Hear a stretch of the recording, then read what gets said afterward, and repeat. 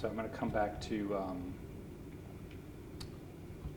drug shortages with one question. This is, and I'm going to tell you right now, I'm kind of looking for either experience or opinion around this. So talk to me about the role that a pharmacist or a provider might play in a situation where there is a drug shortage, and relating that to then a patient-informed consent. How much is there a conversation that occurs or is not occurred when you have those difficult decisions and have different therapies that may not be the norm? So you wouldn't normally get consent unless, that oncologic example I used, you may get that far, but for the most part, we're going to substitute something, which I can answer it that way.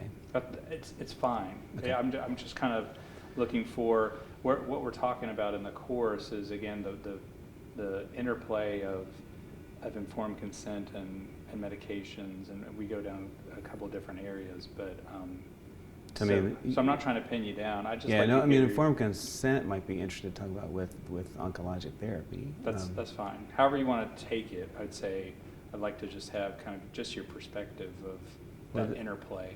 Okay, all right.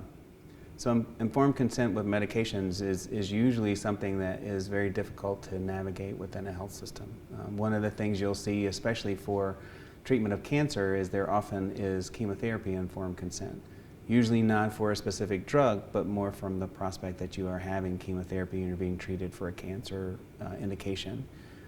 Specific drugs themselves most commonly are not given informed consent, but therapies are. So drugs can be a significant portion of that therapy. Obviously, as we talked about before with shortages, if there's a significant change to that therapy or a significant issue that occurs, there might need to be a conversation with patients to say, this is what it would look like, here's what to expect, which is what happens as you talk about chemotherapy, a navigation of your surgery that you might have, your medications that you might have, and then the adverse effects and the issues and the treatments that you might have along with that, so that you know what kind of therapy you're getting into before you start.